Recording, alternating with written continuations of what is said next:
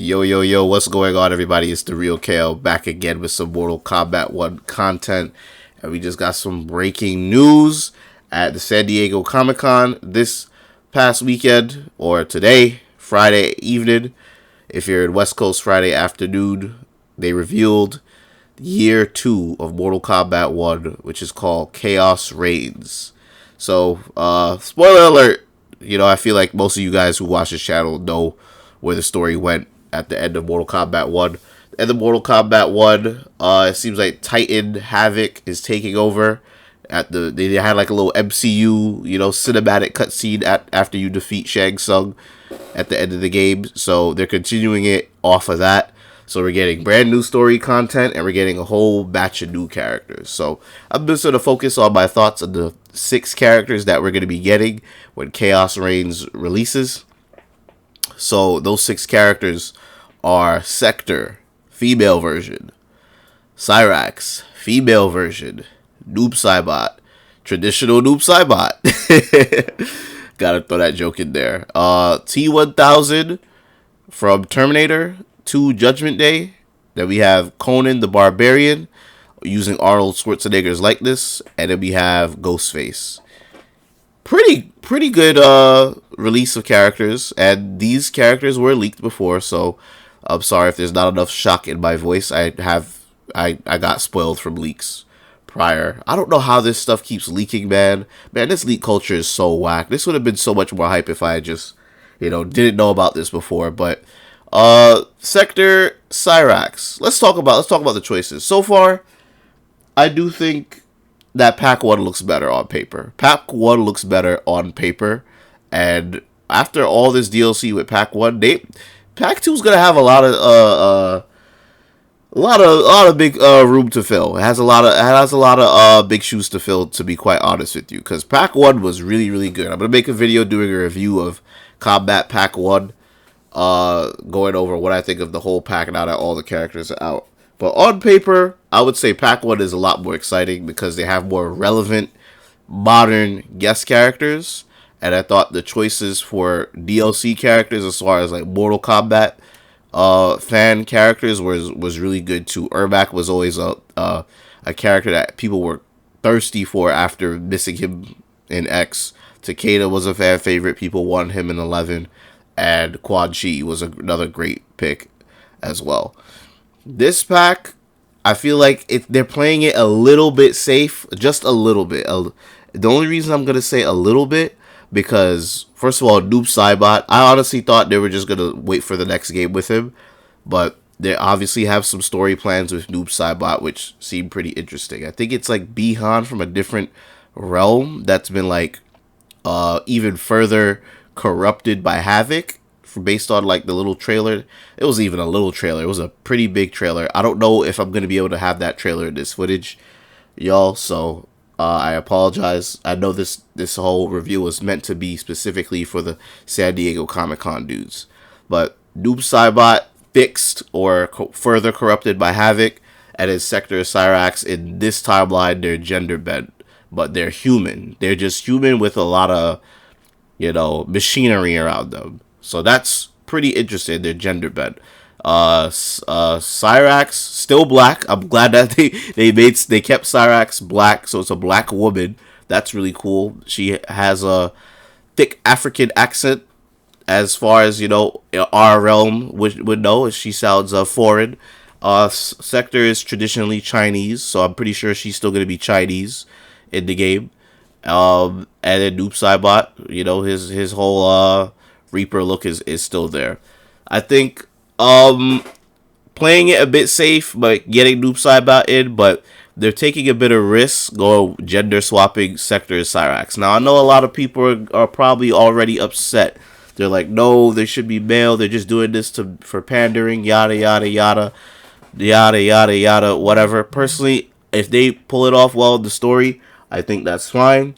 The whole point of this whole new timeline thing that they're doing with Mortal Kombat is to just do things a bit differently this time. And it's kind of funny because I've always felt like Sektor and Cyrax as characters were never fully explored like that.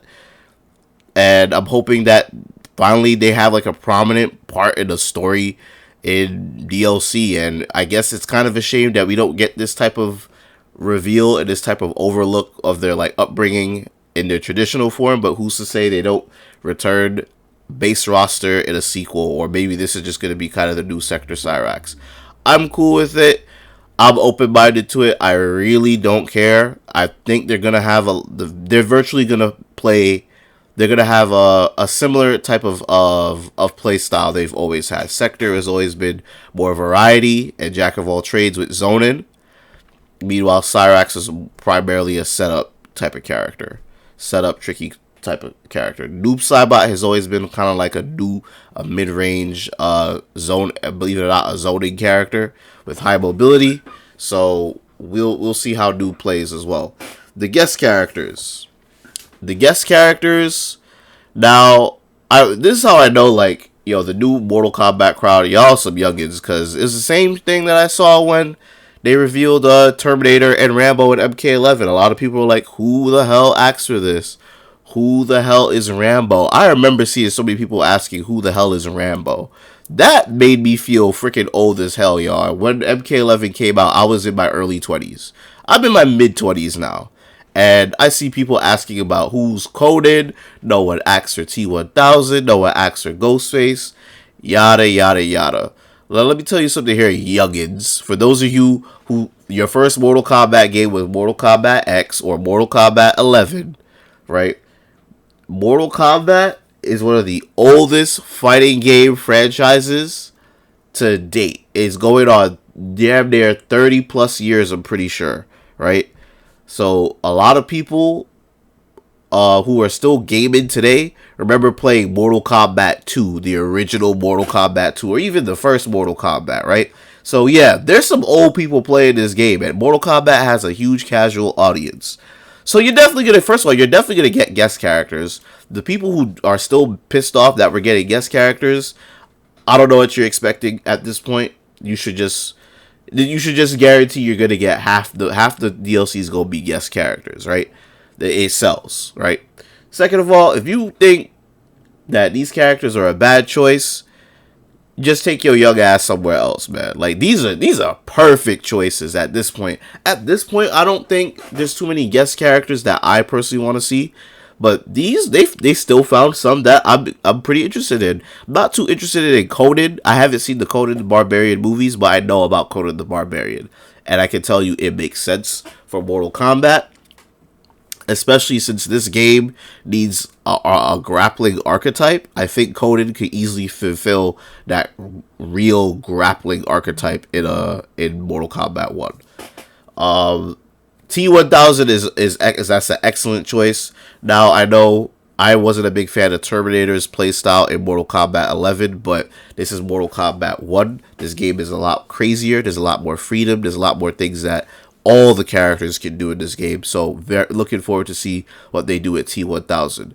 And if you don't know who the T-1000 is, my apologies to you, because you are missing out on one of the greatest action movies of all time. Terminator 2 Judgment Day. A lot of action movies today are still inspired by the things in that movie, the pacing, the action scenes, and just the suspense and the thrill of that movie. If you have not seen that movie, do yourself a favor and watch that movie. That movie is still a masterpiece. Holds up today phenomenally. Go watch it. And then Ghostface, Scream. I've always thought Ghostface would make more sense as a cameo rather than a full-on character. Quite frankly, I have no idea what they're going to do with Ghostface. Ghostface is probably going to be some weird, tricky character with a whole bunch of quirks with them. But very interested to see how that plays out overall. A couple things to note. There's no word on cameos. I'm hoping we get some freaking cameos. We need to have at least the same amount of cameos, or four. I would say 4 or the same amount of cameos as we're getting as guest characters. This DLC is supposed to release on September 24th. If you pre-order now, you get UMK3 Sub-Zero, you get UMK3 Noob Saibot, you get Empress Melina, and then you get a wedded Scorpion skin. So they're pre-ordering. This gets you access to some skins when the Khaos Reigns expansion comes out. The expansion will be releasing on September 24th of this year. So basically 1 year anniversary of Mortal Kombat 1. That is also a Tuesday. So mark your calendars, call off of work, do what you gotta do. Just know that Khaos Reigns will be out on the 24th of September. And based on what I at the end of the trailer, I don't think all of this is coming, all the characters are coming out at once. I think Sektor, Cyrax, and Noob are probably going to be playable day one. And then Conan, T-1000, and Ghostface, those are going to be released, sporadically throughout the time frame. Another thing to note, that this expansion is not called Combat Pack 2. So there possibly is more to come after this. This is specifically called Khaos Reigns. Just keep in mind, they did a very similar thing with MK11. MK11 had Combat Pack 1, then they had MK11 Aftermath, and then they had MK11 Combat Pack 2. So there is a good chance that this is not going to be the final batch of DLC for Mortal Kombat. Mortal Kombat 1, I hope that we get even more after this, because another 6 characters on top of what we have, and then maybe we get an extra 3 to 4, maybe another batch of 6, maybe we go on for a year 3. Who's to say? Let's keep it going, NRS. I'm happy that they're supporting this game.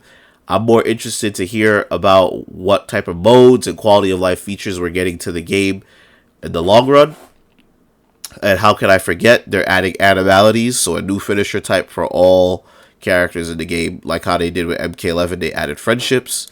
They're giving animalities for everybody. That's dope. They saw a couple they showed off a few. They showed off this praying mantis one with Melina, and Rain, he turns into a pufferfish. That was pretty dope. They all look very cinematic and cool. I love that they continuing a tradition of adding more finishers to the game. In the trailer, there seems to be more stages that are going to be added. This game already has a beautiful and a plentiful stages, so the more the merrier. I kind of hope they add friendships at some point. I like to have a way to say GG to someone and celebrating the set or the game is over without having to kill them and make them feel like I'm BMing them or whatever. But that's going to be it for today, y'all, as far as Mortal Kombat 1 Khaos Reigns. Let me know what you guys think about the reveal. Let me know what you guys think about the expansion. Leave your thoughts on the lineup that we're getting. Leave your thoughts on the gender bent Sektor Cyrax. Leave your thoughts on the guest characters. Leave your thoughts on where this game is headed as a whole. And stay tuned to the channel for more Mortal Kombat 1. Like, subscribe, y'all. Stay real. Peace.